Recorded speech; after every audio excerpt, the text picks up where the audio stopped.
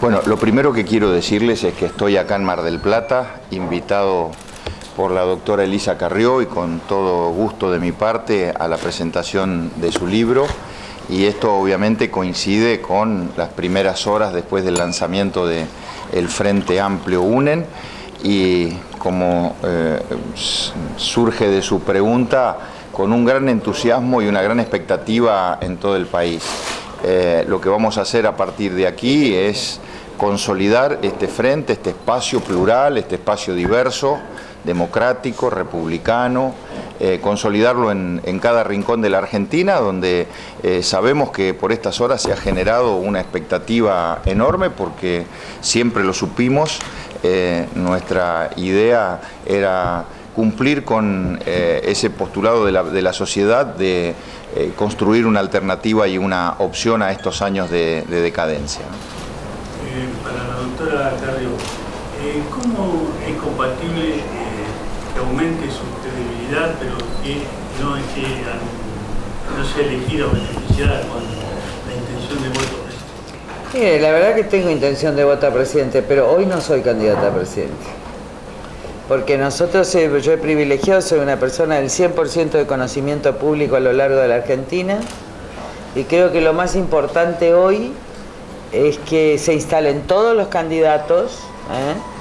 Ernesto Sanz es un gran candidato del radicalismo y a lo mejor no se tiene la misma instalación nacional, y hoy lo que nosotros estamos haciendo entre todos, y acá también hay socialistas y hay de otros partidos, es abrir el espacio UNEN, no compitiendo por candidaturas, y esto lo vamos a hacer todo este año y lo vamos a hacer con todos los candidatos, porque este año es el año de la unidad, del fortalecimiento del espacio. Yo ya tengo 4 maridos, imaginen, de uno, Entonces voy a participar con todos los maridos de todos los actos, en todos los lugares, y vamos a estar así en el marco, además de la presentación de un libro que da sentido, construyendo hermandad. En nuestros casos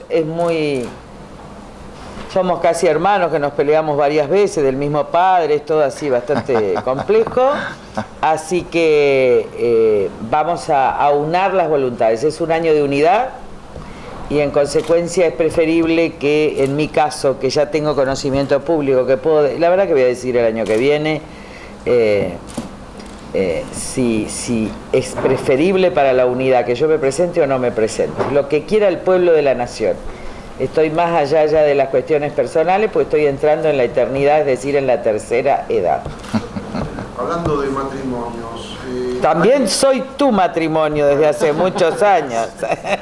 De su marido de Mar del Plata, Ernesto. Lo tenía. Se ha puesto colorado.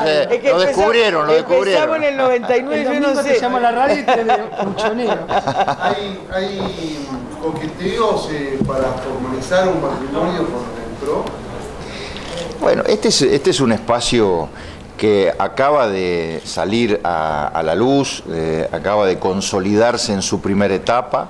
Como tal, tiene que caminar el país, tiene que resolver cuestiones territoriales y está abierto al debate para abrirse a otras expresiones. Pero por supuesto ese es un debate que lo tenemos que generar adentro del frente y tiene que ser resuelto dentro de este frente. Hoy la agenda nuestra está ocupada y toda nuestra energía en recorrer el país, en consolidar esta expresión que, les digo nuevamente, en estos 3 o 4 días desde el martes ha generado un entusiasmo extraordinario en toda la Argentina. Bueno, en general, en principio, nosotros queremos la Segunda República. Creemos que desde 1930, con tantos quiebres y tantas interrupciones, hablo del periodo de Alfonsín, pero que también terminó anticipadamente el poder por los choques, nosotros necesitamos la República desesperadamente para tener libertad y para tener seguridad.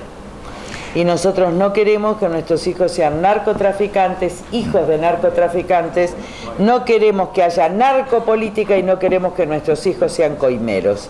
En consecuencia, necesitamos sustituir una asociación ilícita por una república. En base a las primeras demandas que le... Estoy hablando del PJ, Perdón. No, hice una aclaración. Al final de ciclo de gobierno, estamos ante una situación de corrupción estructural. Sí. Y de narcocorrupción. Yo creo que si ustedes recuerdan, Belis dijo algo, me investigo esto desde hace muchísimos años, más de 15. No, yo creo que desde Trobat, ¿se acuerdan? Desde el año 96. Ahora, un ministro de este gobierno de los Kirchner, Belis, dijo, esto es una narcodemocracia, que fue el día que se tuvo que ir del país. Entonces, la cuestión cada vez está más grave, la situación es como la de Colombia, cuando estaba Escobar Gaviria. Hay mucho dinero de la droga que también puede estar financiando la política, que pueden estar financiando candidaturas, etcétera. Entonces, la cuestión es límite en la nación. Por eso la amplitud nuestra es decir paso a paso, pero me parece que hemos aprendido de errores y de aciertos y que hoy que hay que ganar provincias, hay que ganar la nación, y esto supone un arco más amplio, donde la gran diferencia con la alianza es que esto no es un acuerdo de dirigentes. Acá quien va a elegir es el pueblo de la nación. En consecuencia, si nosotros hacemos el sacrificio enorme de estar juntos, porque ustedes saben que hemos estado, propongo estar juntos con gente que yo jamás hubiera pensado que podría estar junta, no es el caso de los que venimos de una sola fuerza, es porque ese llanto y ese dolor que significa la unión es una corresponsabilidad de todo el pueblo de la nación que quiera república, que quiera unidad, que quiera lucha contra la corrupción y que quiera desarrollo económico y social. Yo, perdón, ¿puedo meterme un poco en esa pregunta? Usted preguntaba sobre el final de ciclo. Para nosotros no hay un final de ciclo, porque pensar solo que esto es un ciclo de 12 años, por ejemplo, de 3 mandatos constitucionales, eso es mirarlo desde el punto de vista institucional. Y entonces, si uno lo mirara así, cualquiera puede venir después de este ciclo, si uno lo mira solo desde lo institucional. Pero nosotros lo miramos como un final de época, que es algo mucho mayor que un ciclo. La época son 20 y pico de años, los 20 y pico de años que ha gobernado el peronismo y que nos llevó en los 90 a un extremo y ahora al otro extremo. Y cuando uno lo mira como una época, porque en realidad tienen absolutas coincidencias, la matriz de corrupción de los 90 es parecida a esta o esta es peor que aquella, no puede venir cualquiera después de este final de época. Solamente pueden venir los que están en la vereda de enfrente, los que hemos estado en la vereda de enfrente siempre y los que nos diferenciamos en serio, no con un maquillaje ahora para las elecciones del año que viene. Ahora, ¿cómo ven el tema de la inseguridad que hay en el país? ¿Cómo se sale? Mire, la inseguridad tiene para mí 3 claras causas. En primer lugar, la corrupción, porque la corrupción siendo generalizada y sobre todo en el Estado, si está corrupta parte de la política, está corrupta gran parte de la policía, está corrupta parte de las fuerzas de seguridad federales, y por el camino que va a Milán y que su intención es corromper a parte de las Fuerzas Armadas, se imaginan que la corrupción genera una asociación entre la política y delito, con lo cual esta es la primera fuente de inseguridad. Segundo, que no hay ley para el gobierno. Este gobierno y todos los gobiernos se sienten por encima de la ley, no por debajo de la ley y por debajo de la Constitución. En consecuencia, si alguien no puede explicar un BMW ni el narcotráfico, ¿por qué le van a exigir al chico de la villa que lo entienda? La tercera cuestión es el hacinamiento. Las personas pueden ser pobres, la pobreza no es la generadora del delito, la generadora del delito es el hacinamiento. Porque el hacinamiento en pequeños cuartos de muchas personas genera violencia, genera abuso, y esta violencia es sacada afuera. La cuarta causal es la droga y la producción de droga en la Argentina y la producción de Paco, que es mentira, que solo la consumen algunos, la consumen hasta los chicos de las clases medias. Acá solo los muy ricos consumen cocaína de alta pureza. Y esto implica el suicidio prácticamente de una generación a los 30 y pico de años, ustedes saben que se matan. Entonces, ¿cómo solucionar concretamente el tema? Digo, porque acá hay que... Primero, el ingreso ciudadano debe hacerse universal, no clientelista. Es decir, que todas las personas, ustedes, los periodistas, los ricos, los pobres, los de clase media, deben recibir, los chicos, el ingreso ciudadano. Y esto tiene que ser complementario del salario de cualquiera, del que no trabaja, pero también del que trabaja. En consecuencia, el que trabaja y cobra el ingreso va a decir, va a mejorar, pasa a la clase media baja, y el que no trabaja va a ser obligado por sus hijos a elevarse. La integración y la entrada en los barrios periféricos para hacer lo que se hizo en Medellín, y la propaganda, la lucha contra el crimen organizado, y en último término la propaganda, la moda, establecer como moda que la moda no sea el capo de la villa que se droga, sino que la moda sea el de la villa que ayuda al otro. El programa Mi Barrio en Medellín, ustedes saben que tenían los chicos 6 o 7 años, entonces el modelo de ellos era el capo del barrio. Pero también Gaviria, Sebastián, ¿cómo se llamaba?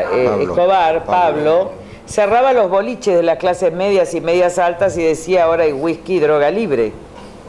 Y mucha gente bien, entre comillas, empobrecida, empezó a mejorar. Y reinó en Colombia. Entonces, la lucha que llevó Medellín fue esto, poner como modelo de barrio al que tenía un lugar de música, de asistencia, entonces era el capo porque salía en la televisión.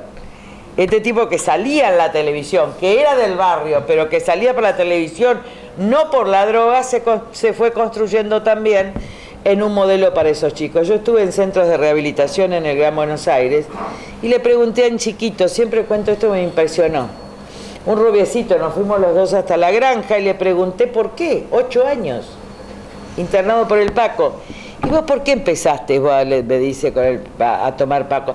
Yo, Lilita, porque a mí me dijeron que yo no iba a ser macho si yo no fumaba. Y en el fondo hay modas, la adicción al sexo, la ludopatía, el alcohol, que son modas cada vez más graves, cada vez más destrozan las vidas personales de esas víctimas. Pero detrás de esto hay un gran negocio, un gran negocio. En este contexto, ¿usted lo ve a Milani como un protector de todo? Milani es la peor cara del kirchnerismo. Milani es la cara de un servicio de inteligencia del ejército puesto a disposición de un gobierno para espiar a los que piensan contrario, a los dirigentes políticos de la oposición, empresarios, jueces, periodistas, reemplazando a los servicios de la inteligencia del Estado, que también hacían lo mismo, ¿no? También hacían lo mismo. Hace rato que la inteligencia en este país, en lugar de dedicarse a hacer inteligencia del Estado y de políticas de Estado, y inteligencia vinculada a la defensa y la seguridad, hace inteligencia interior. Pero lo de Milani es grave porque la ley de seguridad interior impide al ejército hacer eso. Y ahora le quieren dar al ejército el rol de una suerte de organismo paralelo del Ministerio de Desarrollo Social, ayudando en los lugares donde hay pobreza, cuando en verdad el ejército debe estar para otras cosas según la Constitución. Pero lo que están haciendo es tratar de mostrar un ejército en esa cara, la cara social, para utilizarlo al ejército violando la ley de seguridad interna, que es hacer seguridad interior. Aparte de esta coincidencia en relación a un delincuente sospechoso de lesa humanidad, como es el señor Milani, que me citó a una mediación y le dije en nombre de la ley vengo, en nombre de la Constitución me retiro, y usted no me puede molestar porque es un empleado a sueldo de la nación sospechado de delito de lesa humanidad. Y le dije, vamos Pino, y nos fuimos. No sabe que hasta se reían afuera lo propio custodio de Milani. Y yo también me divertí mucho porque maltratar, pelear con los villanos es divino. Es divino. Entonces, pero lo que sí también nos une, y yo quiero plantear este tema porque es un tema que en las grandes ciudades, y en Mar del Plata especialmente, pero en todo el país se vive, es que el gran compromiso que tenemos, y vamos a pedir sesiones especiales, tanto en senadores como en diputados, hasta que nos sentemos y vengan, es la rebaja de impuestos injustos, porque la presión tributaria sobre las pymes las está quebrando. Y con la quiebra de las pymes, que viene con presión tributaria más recesión, se quedan en el desempleo miles de personas. No sé si les pasa a ustedes, todavía recién terminaron la temporada de verano, pero van a tener un invierno duro en Mar del Plata y además en todo el país. Entonces, lo primero que hay que hacer en la transición hasta el año que viene es tratar de llevar el mínimo no imponible a más de 30.000, eliminar la famosa tablita de machinea, que fue un error de la Alianza, eliminarla para que sea progresivo, para que vos no pases de después de un monto a pagar prácticamente una enormidad, excluir a los jubilados y a los pensionados, porque ahí no hay ganancias, y de esta manera también vos mejorás el consumo, salís de esta recesión enorme y rebaja de crecimiento, y por el otro lado estás rebajando impuestos injustos, y creo que los intendentes y los concejales nuestros, la estoy hablando a nuestra presidenta también del Consejo Deliberante, tienen que tomar todas las medidas necesarias para ayudar hoy a las pymes, porque tienen el 80% del empleo nacional. Entonces no es que solo estamos defendiendo a la clase media, que me encanta ser de clase media, me encanta defender a la clase media, sino que hay que hacer una alianza entre las clases medias y pobres, porque cuando al comerciante le va mal, le va mucho peor al empleado del comercio. ¿Cómo harán o cómo podrán hacer para convivir todas las ideas dentro de frente, derechas, izquierdas, centro y demás, y llevar un único discurso para que la gente crea en ustedes? Bueno, a ver, precisamente la administración de la diversidad y la riqueza de la diversidad es lo que nos identifica, es lo que nos une y es lo que nos genera un enorme desafío. Mire, si nosotros pensáramos todos exactamente lo mismo, viniéramos todos del mismo lugar y estuviéramos todos mirando hacia adelante de la misma manera, estaríamos todos en un mismo partido político, además de ser muy aburrido, no sería efectivo en términos de seducir a la sociedad argentina, porque la sociedad es plural. La sociedad es diversa y cada uno de nosotros, con sus matices, lo que hace es entusiasmar a esa sociedad que necesita una respuesta desde la política, y nosotros intentamos dársela con UNEN, y la administración de esa diversidad no va a ser difícil, porque la estamos haciendo con mucho respeto, con mucha tolerancia, con mucha comprensión de que somos distintos, pero que tenemos enormes coincidencias. Recién Lilita, ante una pregunta, dijo cuáles eran las líneas básicas de coincidencia. Hay muchas más, pero tenemos enormes coincidencias sobre qué hacer con la Argentina del futuro. Y va a haber debate. Claro. Ese debate tiene que ser para diferenciarse también de lo que era la anterior. A ver, lo que pasa es que estamos tan acostumbrados al colonialismo, del unitarismo, del discurso único, que parece que tener diferencia de ideas es malo. Al contrario, el problema de este país es que no tiene ideas. Entonces no hay que tener miedo al debate. Además, a mí me divierten horrores los debates. Por supuesto que a mis compañeros por ahí les da un poco de miedo, la suscripta, pero hay que debatir. En una casa que no debate se muere, un almuerzo donde después no hay diferentes opiniones, está, y sin embargo nadie deja la casa. Hay que aprender a debatir y hay que dar la autonomía al Parlamento. Es decir, no hay que mandar un proyecto a quien sea presidente y decir este proyecto va así. Yo tuve la experiencia de que el mejor parlamento que viví es en donde no había órdenes. Y el peor parlamento que viví, que sacó las peores leyes, es donde la orden venía del Ejecutivo. Sí, porque vi los acuerdos, por ejemplo, aún en el menemismo hemos sacado la mejor ley de Consejo de la Magistratura. Y yo me peleaba, se imaginaba, con los menemistas, pero cuando teníamos que sacar y teníamos ciertas libertades, por ejemplo, para las leyes constitucionales, sacamos las mejores leyes. Las peores leyes son del kirchnerismo, porque ni los kirchneristas pueden modificar la ley, ni el error de ortografía pueden modificar. Claro. Entonces los chicos ya no saben ni leer ni escribir, se imaginan los diputados del kirchnerismo. Está embrutecido, es cierto. Entonces hay que aprender a parlamentar, hay que aprender a negociar. Yo era presidente de comisión y cambiábamos leyes en el recinto. Y también de ahí nace la amistad parlamentaria. Si el objetivo es lo mejor para todos, y si hay presupuesto, la verdad, si que alguno de nosotros es presidente, nos tocara ser presidente, yo prefiero la mejor ley del consenso a una ley que sea la victoria del Ejecutivo, porque la verdad que lo que hay que reconstruir en la Argentina son las instituciones, no el Ejecutivo. Hay que reconstruir el Parlamento, hay que tener justicia independiente y hay que tener coraje para ser republicano e inteligencia. Yo creo que lo más fácil es ser autoritario. Pero mire un ejemplo concreto que a nosotros nos ha servido antecedente, el caso de UNEN de la ciudad de Buenos Aires. Cuando se formó UNEN en la ciudad de Buenos Aires, se decía que llegaban solo hasta la primaria y que después de la primaria explotaba en 20.000 pedazos. No fue así, siguieron todos juntos, pero no solamente eso, sino que lograron que no hubiera fuga de voto desde la primaria a la general, apenas, no sé si un 5%, que es una cosa normal. Fue empate total. Exactamente, los mismos votos de la primaria, o sea que no solo los candidatos, sino también el electorado estuvo unido a eso. Después se dijo que terminaba la general y eso también explotaba en 20.000 pedazos y que no iban a seguir juntos. Bueno, ustedes vieron el martes los protagonistas hasta de UNEN. yo estaba abrazada con Wiener, ¿vieron? Eso es lo más. Pero todos los protagonistas de UNEN de la ciudad de Buenos Aires estaban todos ahí, todos ahí. Con una pobreza del 36%. Una pobreza del 36%.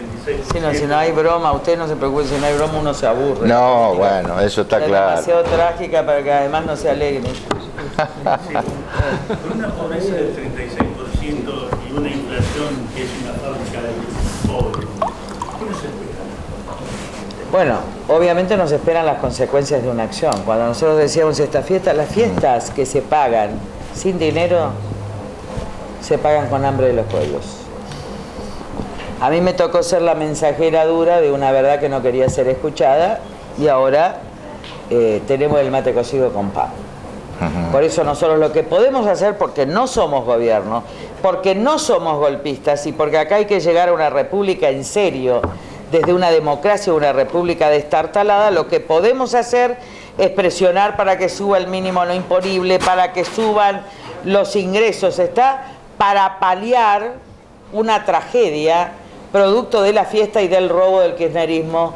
Las fiestas se pagan. Uno en una familia se hace una enorme fiesta e invita a todo el pueblo y no tiene dinero, al otro día, cuando tiene que pagar esto, no tiene para comer. Entonces, nosotros podemos morigerar un tránsito difícil, porque salir de los subsidios escandalosos que beneficiaron a amigos es como romper la convertibilidad, ¿está? Porque en el fondo era una especie de convertibilidad en materia de servicios. Entonces, esto tiene sus costos. Nosotros vamos a estar al lado de las políticas paliativas, pero también preparando una salida que tiene que tener como objetivos muy claros el ingreso garantizado a la vejez y a la niñez, que no puede ser menor a un salario real medido por el INDEX o digo, un INDEX serio, ¿no? En serio. Es decir, si la canasta básica y los servicios te insumen 7.000, 7.000 es el precio. Es el monto. Solucionar esto lo podés hacer, pero podés generar inflación, con lo cual tenés que tener además políticas antiinflacionarias, para lo cual vas a necesitar préstamos internacionales y estamos dispuestos a pedirlos y estamos dispuestos a que nos garanticen esos créditos para que básicamente la gente no se muera de hambre. Va a haber un proyecto PYME de inversión y de inversión de distintos lugares con capacitación en todo el país y una reconstrucción del Estado. Es decir, vamos a salir. Miren, la Argentina del 2015 va a ser una Argentina con muchos problemas. Es cierto, el kirchnerismo va a dejar muchos nudos sin desatar. Pero más que los problemas, va a haber muchas oportunidades. Las oportunidades que tiene la Argentina hacia adelante son mucho más grandes, mucho más profundas, mucho más potentes que los problemas. El drama es que estas oportunidades las hemos tenido también en estos años, se han desaprovechado y las aprovecharon nuestros vecinos. Cuando uno sale, antes los argentinos teníamos por costumbre, cuando andábamos, en otras épocas andábamos bien, levantábamos la vista y mirábamos a Europa o mirábamos al norte, a Estados Unidos. Ahora hay que mirar al lado, hay que mirar a Chile, Brasil, Uruguay, Colombia, Perú, hasta la Bolivia de Evo Morales, más inteligente que los Kirchner en este sentido, Rafael Correa, el de Ecuador también, que están aprovechando oportunidades. ¿Y cómo las aprovechan? Siendo inteligentes, ofreciendo a la inversión previsibilidad, reglas de juego, confianza, y eso nosotros lo vamos a hacer. Generando esa confianza de gente diverso, pero aparente, como ustedes dicen, compacto. ¿cómo se hace para pelear contra un peronismo dividido con popes como Massa, Scioli, Macri? No sé si está en el peronismo, pero ¿cómo se hace? Lo bueno de la pregunta suya es que usted identifica, igual que nosotros, a Scioli y Massa dentro del peronismo. Eso ya es bueno, porque hay mucho que... Claro, ¿eh? ¿Cómo? Porque, no, pero eso es bueno. Para nosotros es más de lo mismo, la verdad que es más de lo mismo. Ustedes saben que los kirchneristas que están sentados ahora son los menemitas del 90. Mira Díaz Bancalari, la frescura de la cámpora. Yo lo miraba a Díaz Bancalari y me reía porque anteanoche fue una risa. A ver... El PJ se desdobla para tener 2/3 en el Congreso y ese día no hay más república, ni democracia, ni libertad para nadie, solo hay mafia y negocios. Los masistas se convierten en sciolistas o los sciolistas en masistas y nosotros nos quedamos sin república, porque ustedes saben que para un PJ en serio ellos se alinean detrás del poder y lo único que le importa son los negocios, así que va a seguir la droga, van a seguir los punteros, la gente tiene que entender esto. Ahora, yo le haría una pregunta que se la traslado a los periodistas para que le hagan a ellos, porque las preguntas a nosotros, a veces con razón, yo fui una gran disidente de la Alianza porque no rompían la convertibilidad y porque no quería que pactaran con algunos sectores del PJ, que finalmente terminaron en las coimas en el Senado, así que tan errada no estaba. Ahora les voy a decir algo. Así como a nosotros tenemos que responder acerca de las dudas de nuestra unidad, ellos tienen que responder acerca del robo. Porque lo que ningún periodista pregunta es si van a dejar de robar y si van a devolver los que robaron. Se llame Cristina Kirchner, se llame Daniel Scioli o se llame Sergio Massa.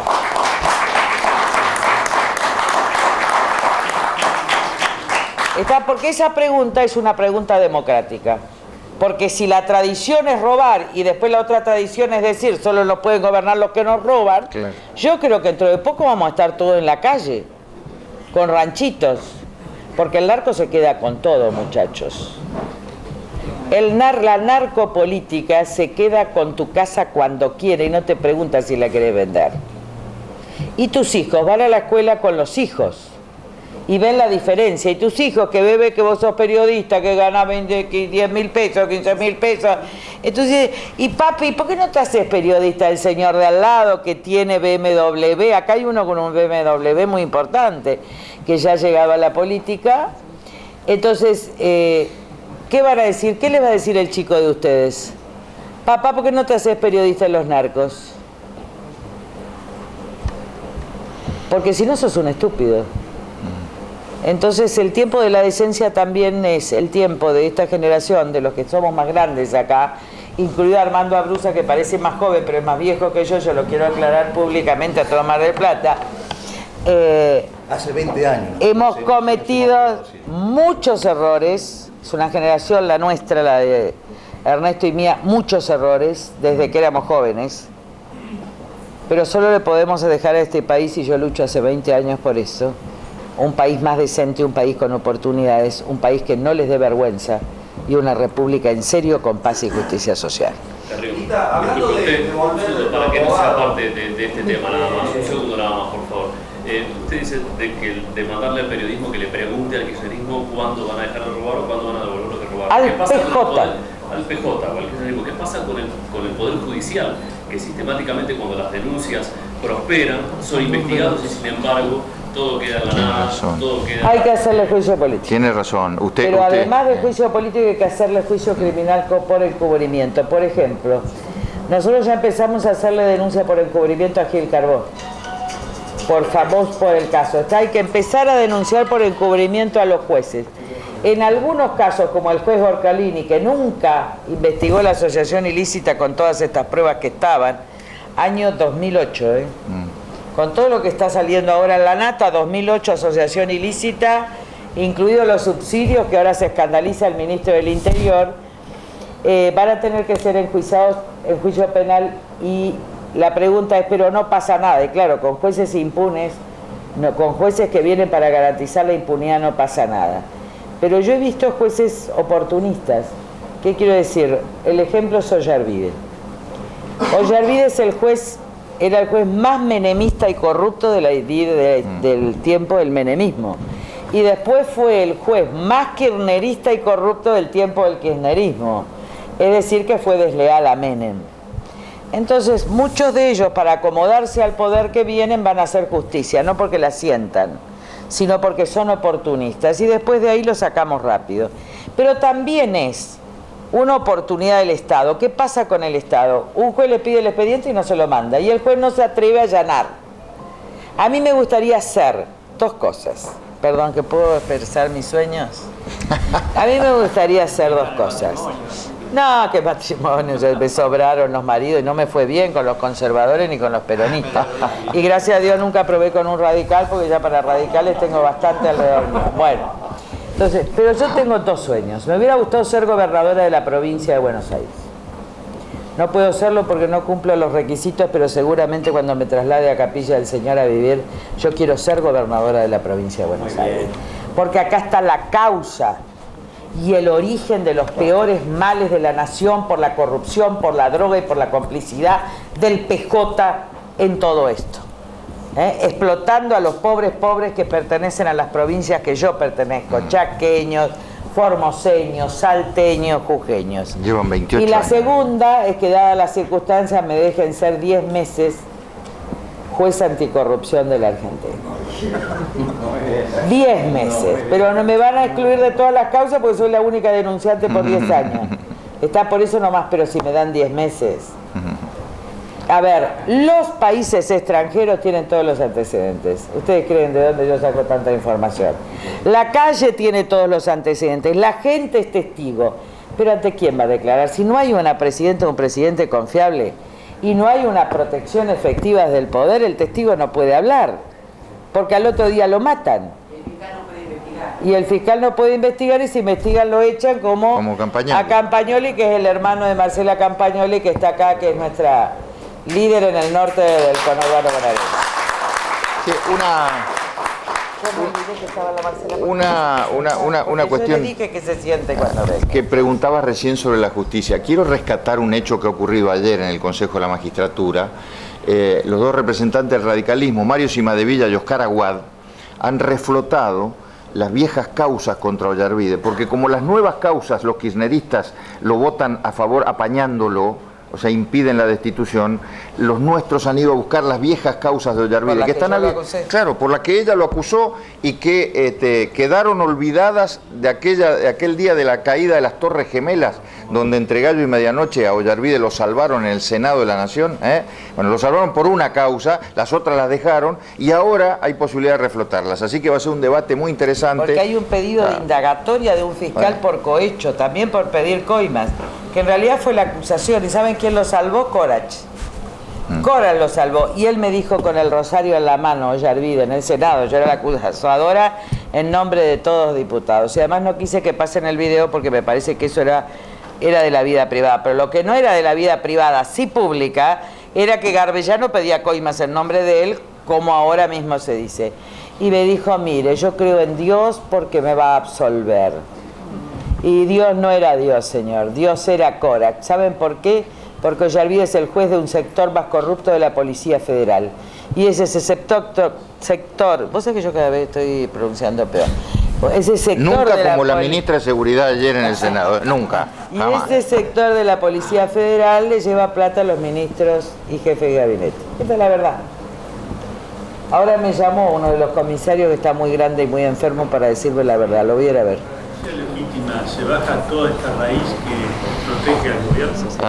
A ver, justicia legítima. Los representantes de Mar del Plata de justicia legítima también. Miren, yo hasta acá desconfío de justicia legítima porque lo que ellos dicen, que es una organización que se nucleó a través o a raíz de la legítima aspiración de tener una justicia no corporativa, digamos, lo que ellos denominan la vieja corporación de los tribunales y demás, hasta acá no se ha cumplido. Lo que han sido, sí, son representantes del pensamiento del gobierno. Justicia legítima ha sido Gilles Carbó, por ejemplo, y muchos otros jueces que en verdad, en lugar de ser independientes, han sido dependientes del gobierno. Entonces, si Justicia Legítima es realmente una organización que quiera lo mejor para la justicia argentina, todavía tiene que demostrarlo.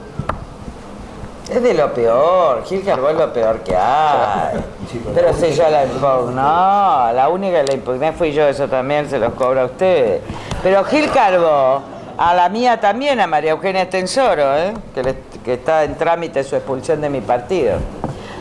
A ver, Gil Carbó vino para destruir la libertad de expresión y vino para garantizar impunidad. Y vino para echar a Campagnoli y a los jueces y a los fiscales que podían investigar. A eso vino. Porque ella dice el gobierno está primero que la ley. Ahí está el problema de institucionalidad.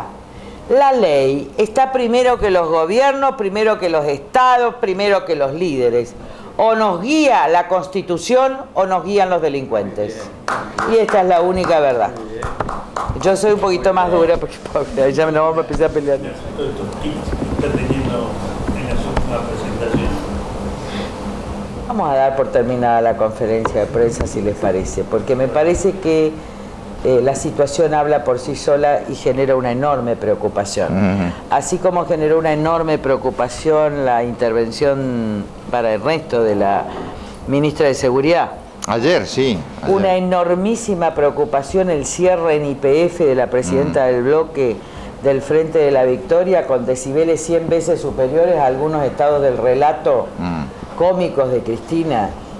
Y esto es preocupante, también lo de Cristina, y encima la constipación. Me parece que lo mejor es el silencio. Para no ir al baño de Carlitos. Chao, chao.